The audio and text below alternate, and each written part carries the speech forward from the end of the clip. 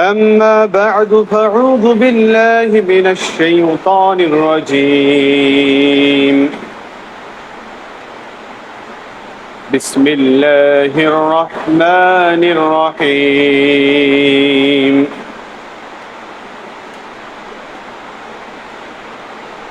يا أيها الذين آمنوا اتقوا الله حق تقاته ولا تموتن إلا وأنتم مسلمون وقال الله تعالى في موضع آخر يا أيها الذين آمنوا أطيعوا الله وأطيعوا الرسول وأولي الأمر منكم وقال الله تعالى في موضع آخر وضرب الله مثلا عبدا مملوكا لا يقدر على شيء قال النبي صلى الله عليه وسلم رفع القلم عن ثلاثة عن الصبير حتى يبلغ وعن المجنون حتى يعقل রওয়াহু আল বুখারী। আলহামদুলিল্লাহ, সর্বাগ্যে সেই মহান আল্লাহ পাক রব্বুল আলামিনের শুকরিয়া আদায় করছি, যে মহান আল্লাহ তাআলা আমাদেরকে রাষ্ট্রীয় ব্যবস্থাপনার বিভিন্ন ধরনের শোষণ, নির্যাতন, অধিকার বঞ্চিত হওয়া থেকে মুক্ত করেছেন। সে আল্লাহর আমরা সংক্ষিপ্ত আকারে শুকরিয়া আদায় করি। আমরা সকলে বলি আলহামদুলিল্লাহ। আমরা রাষ্ট্রীয় ব্যবস্থাপনায় কেউ শারীরিক নির্যাতনের শিকার হয়েছে, আমরা কেউ অর্থনৈতিক নির্যাতনের শিকার হয়েছি, আমরা কেউ মানসিক নির্যাতনের শিকার হয়েছি, আমরা কেউ অধিকার বঞ্চিত হওয়ার মাধ্যমে নির্যাতনের শিকার হয়েছে। আল্লাহ তাআলা পৃথিবীর সৃষ্টি লগ্ন থেকে শুরু করে অদ্যাবধি অসংখ্য অসংখ্য অগণিত জালেম শাসকদেরকে ছাড় দিয়ে রেখেছেন, তবে একান্তই ছেড়ে দেননি। জুলুমের মাত্রা যখন একেবারে অতিরিক্ত হয়ে গেছে, তখন আল্লাহ তাআলা সেই লাগাম টেনে ধরেছেন, এবং সেই লাগাম টেনে ধরার মাধ্যমে আল্লাহ তাআলা জমিনে আবার সুবিচার, সুশাসন প্রতিষ্ঠা করেছেন। আমরা প্রত্যাশা করি আমাদের আগামীর বাংলাদেশ সুশাসনের বাংলাদেশ হবে, অধিকার ফিরে পাওয়ার বাংলাদেশ হবে। আমরা আল্লাহর কাছে সেই তৌফিক কামনা করি, সকলের আল্লাহুম্মা আমিন। লক্ষাধিক দুরূদ এবং তাসলিমাত অবতীর্ণ হোক সর্বশেষ সর্বশ্রেষ্ঠ রাসূল মুহাম্মদ সাল্লাল্লাহু আলাইহি ওয়াসাল্লামের প্রতি, যার আদর্শকে আমরা আমাদের জীবনে বাস্তবায়ন করতে পারলে আমরা দুনিয়াতেও সফল কাম, আখিরাতেও সফল কাম। সেই রাসূলের প্রতি সংক্ষিপ্ত আকারে দুরূদ প্রেরণ করে সকলে বলি সাল্লাল্লাহু আলাইহি ওয়াসাল্লাম। সম্মানিত উপস্থিতি, আপনারা সকলেই অবগত আছেন যে গতকালকে রাত্রে আমাদের বাংলাদেশের নবগঠিত সরকার হয়েছে। এই নবগঠিত সরকারের মান্যতায়, আনুগত্যে আমাদের ভূমিকা কি রকম হওয়া উচিত, এই প্রসঙ্গে আজকে এই জুমাতুল খুতবায় সংক্ষিপ্ত আকারে আলোচনা উপস্থাপন করবো ইনশাআল্লাহ। ওমা তাওফিক ইল্লা বিল্লাহ। প্রথমে আগে আমাদের জানতে হবে আমাদের এই বাংলাদেশ ইসলামী শরিয়াতের দৃষ্টিকোণ থেকে ইসলামী রাষ্ট্র কিনা, এবং একটা দেশকে ইসলামী রাষ্ট্র বলার জন্য সেই রাষ্ট্রের কি কি গুণাবলী থাকা প্রয়োজন। একটা রাষ্ট্রকে ইসলামী রাষ্ট্র হিসাবে বলতে গেলে সেই রাষ্ট্রের মধ্যে 4টা বিষয় বিদ্যমান থাকতে হবে। নাম্বার 1, যহরাত ফিহা দাওয়াতুল ইসলাম। সেই রাষ্ট্রের মধ্যে ইসলামের দাওয়াত প্রকাশ্যে চলমান থাকতে হবে, প্রকাশিত হতে হবে। নাম্বার 2, উকিমাত ফিহা শাআইরুল ইসলাম। ইসলামের যে শিআর, ইসলামের যে নিদর্শনাবলীগুলো আছে, এই নিদর্শনবলীগুলো সেই রাষ্ট্রের মধ্যে প্রতিষ্ঠিত থাকতে হবে। ইসলামের নিদর্শন বলতে সালাত, সিয়াম, যাকাত, এরপরে আমরা ঈদের সালাত আদায় করি, এগুলো সব কিছু ইসলামের নিদর্শন, যেগুলো আমাদের ইসলামের নিদর্শনকে প্রকাশ করে। ইসলামের নিদর্শন প্রকাশ করে এমন বিষয়গুলো সেই রাষ্ট্রের মধ্যে প্রতিষ্ঠিত থাকতে হবে।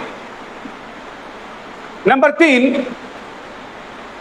ইসতাতা সুকান আদ-দাওলা, ওই রাষ্ট্রের যারা অধিবাসী তারা সক্ষম হবে আইয়াযহারু আহকামাহু, ইসলামের হুকুম আহকাম বিধিবিধানগুলোকে মানুষের সামনে নিজে প্রকাশ করতে, বিলা খাউফিন ওয়ালা আযা, কোনো ধরনের কষ্ট এবং কোনো ধরনের ভয় ভীতি ছাড়া।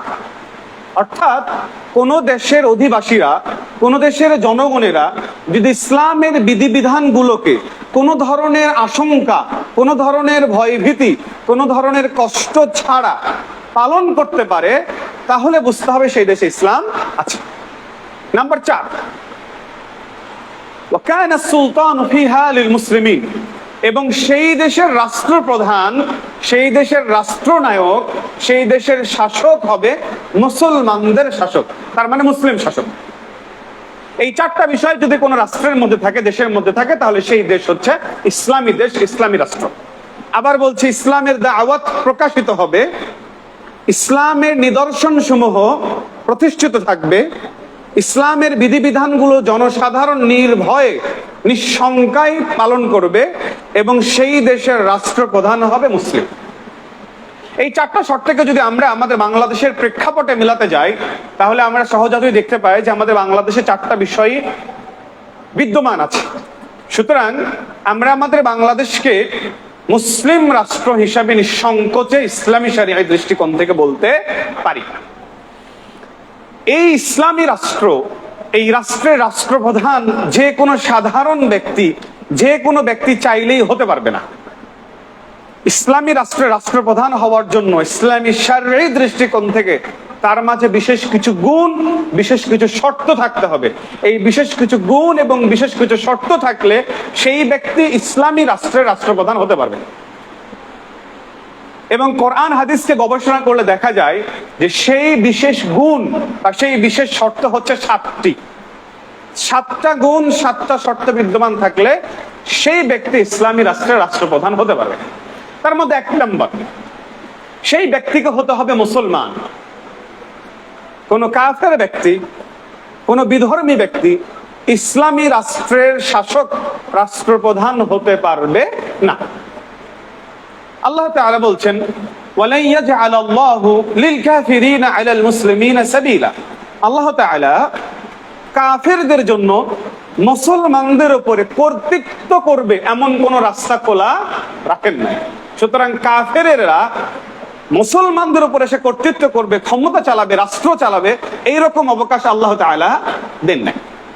এরপর আল্লাহ তাআলা অন্য আয়াতে বলছেন, ইয়া আইয়ুহাল্লাযীনা আমানু আতিউল্লাহা ওয়া আতিউর রাসূলা ওয়া উলিল আমরি মিনকুম, হে মুমিনগণ তোমরা আল্লাহর আনুগত্য করো, রাসূলের আনুগত্য করো, আর তোমাদের মধ্যকার যারা রাষ্ট্রনায়ক তাদের আনুগত্য করো। আল্লাহ কাদের মধ্যকার বললেন? তোমাদের মধ্যকার, মুসলমানদের মধ্যকার যারা রাষ্ট্রনায়ক তাদের আনুগত্য করো। তাহলে রাষ্ট্রনায়ক হবে কাদের মধ্য থেকে? মুসলমানদের মধ্য থেকে। কেন কাফের একটা মুসলিম রাষ্ট্রের রাষ্ট্রনায়ক হতে পারবে না?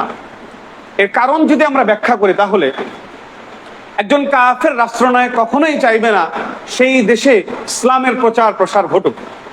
একজন কাফের রাষ্ট্রনায়ক কখনোই চাইবে না সেই দেশে মুসলিমরা তাদের দ্বীনের বহিঃপ্রকাশ করুক, যার ফলে ইসলামের প্রবৃদ্ধি, ইসলামের বৃদ্ধি হওয়াটা থেমে যাবে। এমনকি বিভিন্ন সময় বিভিন্ন রাষ্ট্রে আমরা যেটা দেখতে পাই যে মুসল্লা নির্যাতিত, নিষ্পেষিত হবে। তাহলে প্রথম বিষয় হচ্ছে মুসলিম হতে হবে। 2 নম্বর যেটা বিষয় সেটা হচ্ছে মুকাল্লাফ। মুকাল্লাফ শব্দের বিশ্লেষণ বলা হয় যে সেই ব্যক্তিকে হতে হবে প্রাপ্ত বয়স্ক এবং সেই ব্যক্তিকে হতে হবে জ্ঞান সম্পন্ন। প্রাপ্তবয়স্ক মানে ছোট শিশু বাচ্চা কোন দেশের রাষ্ট্রনায়ক হতে পারবে না। জ্ঞান সম্পূর্ণ বলতে কোন পাগল ব্যক্তি কোন দেশের রাষ্ট্রনায়ক হতে পারবে না। আল্লাহ সাল্লাল্লাহু আলাইহি ওয়াসাল্লাম বলছেন, রুফিআল কলাম আন সালাসা, 3 ধরনের ব্যক্তি থেকে কলমকে উঠিয়ে নেওয়া হয়েছে। তারা যতই অপরাধ করুক না কেন সেই অপরাধ লেখা হয় না। তারা সওয়াব করলেও সেই সওয়াব লেখা হয় না, কলমই উঠিয়ে নেওয়া হয়েছে। এই তিন ধরনের ব্যক্তির মধ্যে এক ধরনের ব্যক্তি হচ্ছে সগীর, ছোট ব্যক্তি। এই ছোট ব্যক্তি থেকে কলম উঠিয়ে নেওয়া হয়েছে। সে কোনো মন্দ কাজ করলে সেটা লেখা হয় না। কতদিন পর্যন্ত লেখা হয় না? হাত্তা ইয়াকবুর, যতদিন পর্যন্ত সে প্রাপ্ত বয়স্ক না হয়। তাহলে যেই ব্যক্তি থেকে কলম উঠিয়ে নেওয়া হয়েছে সেই ব্যক্তিকে দেশের রাজা হতে পারবে? পারবে। 2 নম্বর হচ্ছে আনিল মাজনুন, পাগল ব্যক্তি থেকে কলম উঠিয়ে নেওয়া হয়েছে। সে যতই ভুল করুক, যত অপরাধ করুক, সেটা লেখা হয় না। কতদিন পর্যন্ত? যতদিন পর্যন্ত তার জ্ঞান না ফিরবে, যতদিন পর্যন্ত সে তার জ্ঞান আবার ফিরে না আসবে, ততদিন পর্যন্ত তার কলম বন্ধ। তাহলে পাগল ব্যক্তি সে কি রাষ্ট্র পরিচালনা করতে পারবে? পারবে। সুতরাং একজন ব্যক্তিকে রাষ্ট্র পরিচালনা করতে গেলে তাকে হতে হবে প্রাপ্তবয়স্ক এবং জ্ঞান সম্পূর্ণ। নাম্বার 3, রাষ্ট্র পরিচালনা করার জন্য একজন ব্যক্তিকে হতে হবে স্বাধীন। কোন দাস ব্যক্তি রাষ্ট্রের রাষ্ট্রনায়ক হতে পারবে না। কেন পারবে না? আল্লাহ তাআলা বলছেন, ওয়ারাবাল্লাহু আবদান ওয়ারাবাল্লাহু মাসালান আবদান মামলুকান লা ইয়াকদিরু আলা শাই। আল্লাহ তাআলা দৃষ্টান্ত উপস্থাপন করছেন একজন দাসের, কৃতদাস। যেই কৃতদাস লা ইয়াকদিরু আলা শাই, সে কোনো জিনিসেরই মালিক নয়। ইসলামী শরিয়াতের বিধান অনুযায়ী একজন ব্যক্তি যদি দাস হয়, কৃতদাস হয়, তাহলে সে কোনো অর্থ সম্পদের মালিক হয় না, এমনকি সে নিজের ব্যক্তিত্বের মালিক হয় না। তার ব্যক্তিত্বের মালিক হচ্ছেন তার মুনিব। তার মুনিব তাকে যা বলবে তাকে সেটাই করতে হবে। তার সম্পদ মানে তার মুনিবের সম্পদ। কিন্তু ইসলাম কখনো দাস প্রথার পক্ষে নয়। ইসলাম সবসময় দাস প্রথার বিপক্ষে, যার ফলে ইসলাম অসংখ্য ক্ষেত্রে দাস প্রথা বিলুপ্তির কথা বলেছে। যেমন আপনি আপনার স্ত্রীর সাথে জিহার করেছেন, কাফারা কি? গোলাম আজাদ করো। আপনি রমাদান মাসে স্ত্রীর সাথে মিলন করে ফেলেছেন, কাফারা কি? গোলাম আজাদ করো। আপনি মিথ্যা কসম করে ফেলেছেন, কাফারা কি? দাস আজাদ করো। তো এত এত ক্ষেত্রে দাস আজাদ করার কথা কেন বলা হচ্ছে? কারণ ইসলাম চায় যে কোনো মানুষ যেন দাস বৃত্তির মধ্যে না থাকে। এটা আমাদের অনেকের মধ্যে ভুল ধারণা আছে, যার ফলে দেখবেন সময় ক্রমান্বয়ে এখন বিশ্ব থেকে প্রায় দাস প্রথা উঠে গেছে। তাহলে একজন ব্যক্তিকে রাষ্ট্রনায়ক হতে গেলে হতে হবে স্বাধীন। দাস হলে সে রাষ্ট্রনায়ক হতে পারে। নাম্বার 4, তাকে হতে হবে আয-যুকুরিয়্যাহ, পুরুষ। কোন নারী কোন রাষ্ট্রের রাষ্ট্রনায়ক হতে পারবে।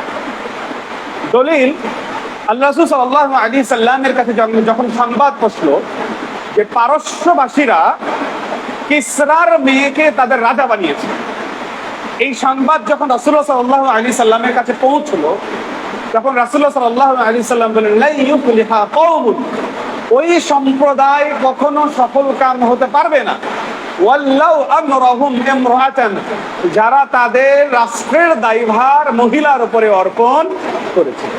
মহিলার উপরে যদি কেউ রাষ্ট্রের দায়ভার অর্পণ করে, তাহলে সে কখনো, সেই জাতি কখনো কল্যাণকামী হতে পারে। সুতরাং একজন মহিলা যদি রাষ্ট্রের নায়ক হয়, তাহলে আপনি বাহ্যিকভাবে হয়তো অনেক উন্নয়ন দেখতে পাবেন, কিন্তু প্রকৃত অর্থে সেই উন্নয়ন নয়। প্রশ্ন আসতে পারে যে একজন মহিলা কেন রাষ্ট্রনায়ক হতে পারবেন? একজন রাষ্ট্রনায়ক হওয়ার জন্য তার মাঝে থাকতে হবে ব্যক্তিত্ব। ব্যক্তিত্ব বলতে যে যুদ্ধের ময়দানে সেনাপতি হতে পারবে, এইরকম ব্যক্তিত্ব থাকতে হবে। একজন নারীকে আল্লাহ তাআলা এই ব্যক্তিত্ব দিয়ে সৃষ্টি করেন না। যুদ্ধের ময়দানে অংশগ্রহণ করার জন্য একজন নারীকে হতে হবে সাহসী।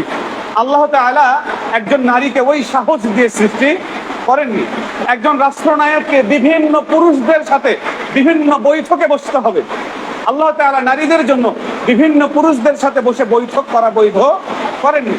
এরকম যদি আমরা কারণ উল্লেখ করতে যাই, তাহলে অসংখ্য কারণ আছে যেই কারণে একজন নারী কখনো রাষ্ট্রনায়ক হতে পারে। এরপরে 5 নম্বর, রাষ্ট্রনায়ক হওয়ার জন্য যেটা শর্ত, সেটা হচ্ছে আল আদালা। একজন ব্যক্তির মধ্যে ন্যায় পরায়ণতা থাকতে হবে। যদি একজন ব্যক্তি জালেম হয়, যদি একজন ব্যক্তি ফাসিক হয়, তাহলে সেই ব্যক্তি কখনো একটা রাষ্ট্রের রাষ্ট্রনায়ক হতে পারবে না। কারণ যে ব্যক্তি জালেম, ও যদি রাষ্ট্রের প্রধান হয়, তাহলে ও রাষ্ট্রনায়ক হওয়ার পরে জুলুম আরো বাড়াবে না কমাবে? জুলুম আরো বেরিয়ে দিবে। যদি একজন মানুষ ফাসেক হয়, তাহলে সে ফাসেক হওয়ার পরে, রাষ্ট্রনায়ক হওয়ার পরে তার ফাসেকি কাজ বাড়বে না কমবে? বাড়বে। সুতরাং একজন ব্যক্তি রাষ্ট্রনায়ক হওয়ার জন্য ফাসেক এবং জালেম হতে পারবে।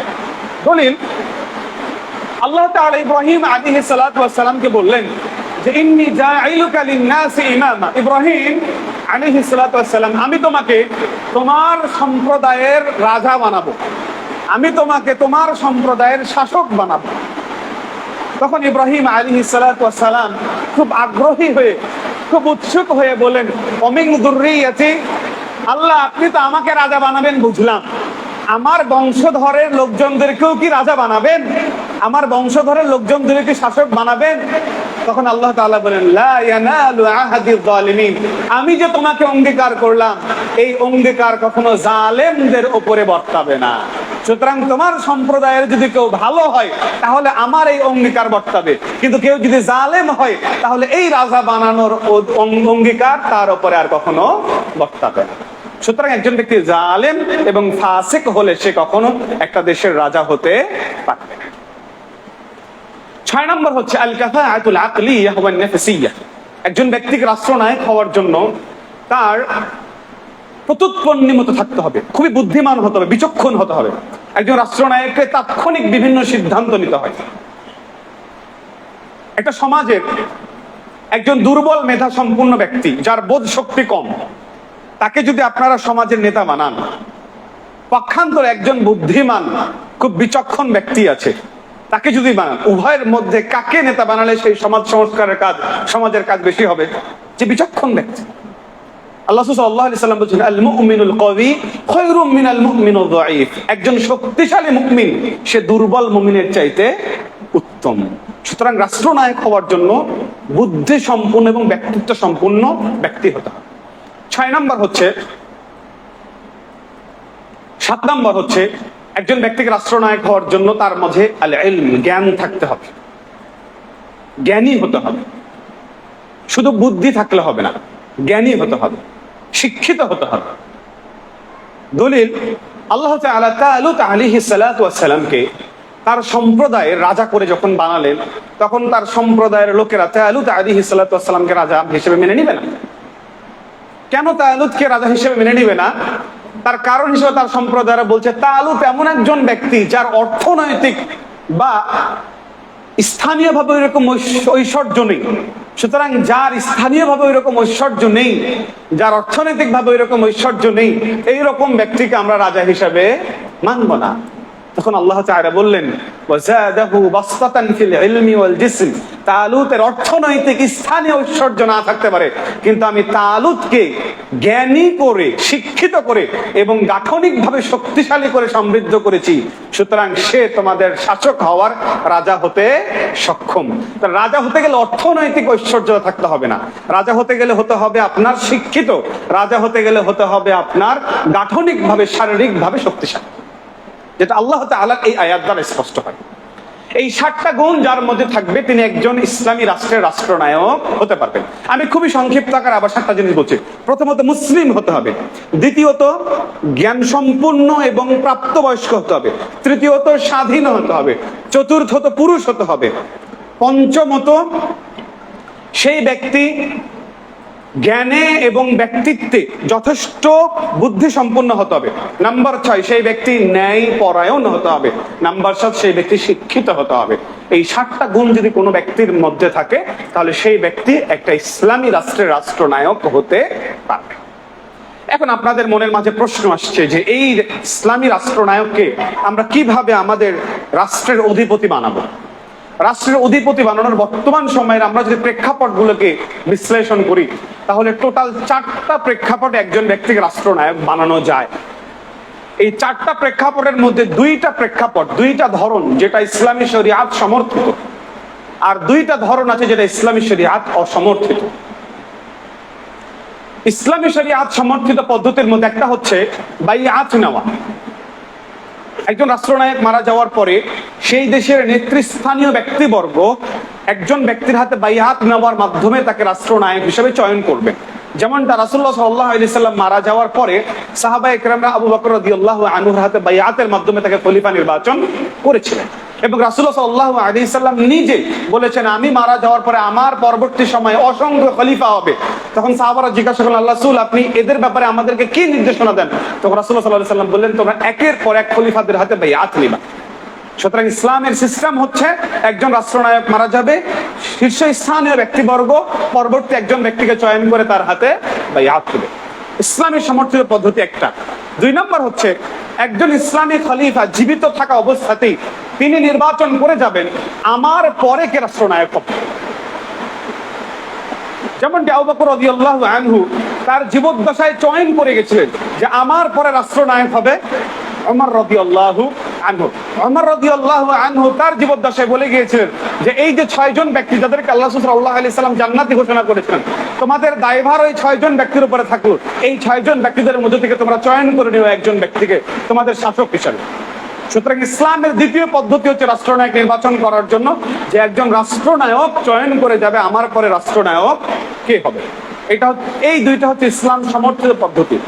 ইসলাম অসমর্থিত পদ্ধতি, 1 নম্বর হচ্ছে জোর করে ক্ষমতা দখল করা। ইসলামী শরিয়াত স্পষ্টত হারাম। আবার বলছে জোর করে ক্ষমতা দখল করা, রাষ্ট্রনায়ক হওয়া ইসলামী শরিয়াত স্পষ্টত হারাম। কিন্তু কেউ যদি জোর করে শাসন ক্ষমতা দখল করে তাহলে সে রাষ্ট্রনায়ক হিসেবে বিবেচিত হবে। যদি কেউ জোর করে রাষ্ট্র ক্ষমতা দখল করে ফেলে, যেহেতু সে দখল করে ফেলেছে সেহেতু সে ইসলামী দৃষ্টিকোণ থেকে রাষ্ট্রনায়ক হিসেবে বিবেচিত হবে, কিন্তু তার প্রসেসটা, পন্থাটা হচ্ছে হারাম। নাম্বার 4, ইসলাম অসমর্থিত পদ্ধতি, যেটা আমাদের বাংলাদেশের রাষ্ট্রীয় গঠন পদ্ধতি, সেটা হচ্ছে গণতান্ত্রিক সিস্টেম। গণতান্ত্রিক সিস্টেম ইসলাম অসমর্থিত পদ্ধতি। কিন্তু কেউ যদি গণতান্ত্রিক সিস্টেমে রাষ্ট্রনায়ক হয়ে যায় তাহলে সে রাষ্ট্রনায়ক হিসেবে সাব্যস্ত হয়ে যাবে। প্রসেসটা হারাম, প্রসেসটা ইসলাম অসমর্থিত, কিন্তু ক্ষমতায় বসে গেলে তাকে রাষ্ট্রনায়ক হিসেবে স্বীকৃতি দিতে হবে। দলিল, আল্লাহ সাল্লাল্লাহু আলাইহি সাল্লাম বলছেন, ইসমাউ ওয়া আতিউ, তোমরা শোনো এবং মান্য করো। আল্লাহ সাল্লাল্লাহু আলাইহি সাল্লাম বলছেন, ইসমাউ ওয়া আতিউ, তোমরা শোনো এবং মান্য করো। ওয়ালাউ তাআম্মারা আলাইকুম আবদুন হাবাশী, অথবা ওয়ালাউ উসতুমিলা আলাইকুম আবদুন হাবাশী, যদিও তোমাদের রাষ্ট্রনায়ক হিসেবে ক্ষমতা দখল করে ফেলে একজন কৃষ্ণকায় কালো দাস। কৃষ্ণকায় কালো দাস যদি তোমাদের রাজা হয়েও যায়, আমি কিন্তু আগেই বলেছি দাস রাজা হতে পারবে না, স্পষ্টভাবে বর্ণিত আছে, কিন্তু রাসূল বলেন যদি হয়ে যায় কোনোভাবে তাহলে তোমরা তাকে রাষ্ট্রনায়ক হিসেবে স্বীকৃতি দিয়ে তার কথা শোনো এবং মানো। তাহলে এই 4 পন্থার যে কোনো পন্থায় যদি একজন ব্যক্তি রাষ্ট্রনায়কের পদে পদস্থ হয়ে যায় তাহলে ইসলামী শরিয়াতের কথা হচ্ছে তার কথা শুনতে হবে এবং মানতে হবে। আমরা জনসাধারণ নাগরিক হিসেবে একজন রাষ্ট্রনায়ক নির্বাচিত হওয়ার পরে আমাদের দায়িত্ব হচ্ছে 3টা। একটা দেশের রাষ্ট্রনায়ক নির্বাচিত হওয়ার পরে আমাদের দায়িত্ব হচ্ছে 3টা। নম্বর 1, সেই রাষ্ট্রনায়কের আনুগত্য করা, সেই রাষ্ট্রনায়ককে মান্য করা। তবে সেই রাষ্ট্রনায়ককে মান্য করা, আনুগত্য করার ক্ষেত্রে সীমা আছে, পরিধি আছে। একটা হচ্ছে প্রথম বর্ডার, একটা হচ্ছে দ্বিতীয় বর্ডার। কতক্ষণ পর্যন্ত মান্য করতে হবে? আল্লাহ সাল্লাল্লাহু আলাইহি ওয়াসাল্লাম বলছেন, আস-সামউ ওয়া তাআ আলাল মারইল মুসলিম, একজন ব্যক্তি তার শাসক, তার রাষ্ট্রনায়কের কথা শুনবে এবং মানবে। ফীমা আহাব্বা ওয়া কারিহ, সে যে বিষয় পছন্দ করে সেই বিষয়ও মানবে, সে যে বিষয় অপছন্দ করে সেই বিষয়ও মানবে। তাহলে রাষ্ট্রনায়কের কথা আপনার পছন্দ হলো আপনার মানতে হবে, আপনার অপছন্দ হলো আপনার মানতে হবে। কতক্ষণ পর্যন্ত? সীমা কদ্দুর? মা লাম ইউমার বিমাসিয়াহ, যতক্ষণ পর্যন্ত সে ইসলাম বহির্ভূত কোনো কাজের নির্দেশ না দেয়। প্রথম সীমা, যতক্ষণ পর্যন্ত একজন রাষ্ট্রের রাজা ইসলাম বহির্ভূত আল্লাহর অপরাধের কোনো কাজের নির্দেশ না দেয়। ফাইন উমিরা বিমাসিয়াহ, যদি সে আল্লাহর অবাধ্যতার নির্দেশ দেয়, ফালা সামআ ওয়ালা তাআ, তখন আর রাষ্ট্রনায়কের কথা শোনাও যাবে না, তখন আর রাষ্ট্রনায়কের কথা মানাও যাবে না। আপনার রাষ্ট্রনায়ক যদি বলে যে সুদ খাওয়া হালাল, মানা যাবে? মানা যাবে না। আপনার রাষ্ট্রনায়ক যদি বলে জিনা করা হালাল, মানা যাবে? মানা যাবে না। আপনার রাষ্ট্রনায়ক যদি বলে যে নামাজ আর পড়া যাবে না, মানা যাবে? মানা যাবে না। তো রাষ্ট্রনায়কের কথা মানার প্রথম ধাপ হচ্ছে যতক্ষণ পর্যন্ত সে আল্লাহর অবাধ্যতার নির্দেশ না দেয়। আল্লাহর অবাধ্যতার নির্দেশ দিলে তখন আর তার কথা শোনা যাবে না এবং মানাও যাবে না। এটা হচ্ছে প্রথম সীমা, প্রথম পরিধি। কিন্তু যখন একটা রাষ্ট্রনায়ক আপনাকে পাপ কাজের, আল্লাহর অবাধ্যতার নির্দেশ দিবে, তখন সেই রাষ্ট্রনায়ক যদি কুফরি না করে ফেলে, স্পষ্টত কুফরি না করে ফেলে, তাহলে আপনার তার বিরুদ্ধে বিদ্রোহ করতে যাওয়া যাবে না। কখন আপনি বিদ্রোহ করতে যাবেন, কখন আপনি তাকে রাষ্ট্রনায়ক থেকে অপসারণের চেষ্টা করবেন, এইটা অন্য হাদিসে রাসূলুল্লাহ সাল্লাল্লাহু আলাইহি সাল্লাম বলছেন। যে হাদিসটা উবাদা রাদিয়াল্লাহু আনহু থেকে বলেন, তিনি বলছেন দাআনা নবী সাল্লাল্লাহু আলাইহি সাল্লাম, একদিন আল্লাহ রাসূল সাল্লাল্লাহু আলাইহি সাল্লাম আমাদেরকে ডাকলেন। ফাবায়ানা, ডাকার পরে আমরা রাসূলুল্লাহ সাল্লাল্লাহু আলাইহি সাল্লামের হাতে বাইআত নিলাম। কোন বিষয়ে বাইআত নিলাম?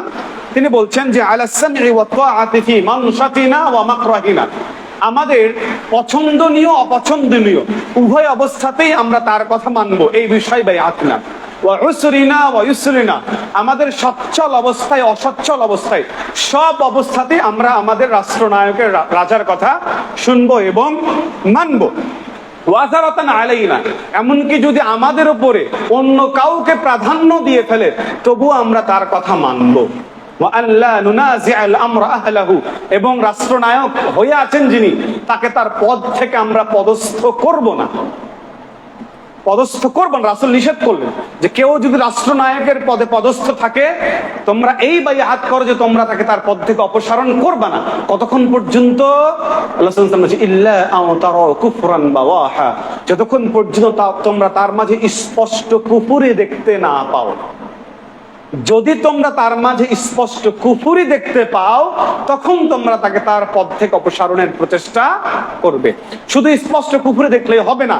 এরপর রাসূলুল্লাহ সাল্লাল্লাহু আলাইহি সাল্লাম বলছেন যে ইনদাকুম মিনাল্লাহি ফীহি বুরহান, এবং তার মাঝে যে স্পষ্ট কুফরি আছে, সে যে কাফের হয়ে গেছে, এই ব্যাপারে তোমাদের কাছে আল্লাহর পক্ষ থেকে স্পষ্ট দলিল থাকতে হবে। অর্থাৎ কোরআন এবং হাদিস থেকে স্পষ্ট দলিল থাকতে হবে। যখন স্পষ্ট দলিল থাকবে, তখন আর সে মুসলিম দেশের রাষ্ট্রনায়ক হয়ে থাকার ক্ষমতা রাখে না। এটা হচ্ছে সর্বশেষ স্তর একটা রাষ্ট্রনায়কের কথা শোনার জন্য, তাকে তার পদে বহাল রাখার জন্য। তবে এখানে একটা বিষয় খেয়াল করতে হবে যে তাকে অপসারণ করার ক্ষেত্রে যদি আমাদের শক্তি সামর্থ্যের জায়গা স্বল্প থাকে, যে আমরা তাকে অপসারণ করতে গেলে আমাদের ক্ষতির আশঙ্কা বেশি, পরোক্ষত আমরা তাকে সরাতে পারবো না, আমরা পরাজিত হব, এরকম আশঙ্কা যদি করা হয়, সেই ক্ষেত্রে যদি 5 দিন 10 দিন 15 দিন সময় লাগে, 20 দিন 1 মাস 2 মাস 6 মাস সময় লাগে, সেই ক্ষেত্রে মুসলিমরা তাদের শক্তি সামর্থ্যের জায়গাকে শক্তিশালী করবে। শক্তিশালী করার পর যেই রাষ্ট্রনায়ক মুসলিম থেকে কাফের হয়ে গেছে, তখন তার বিরুদ্ধে যুদ্ধ ঘোষণা।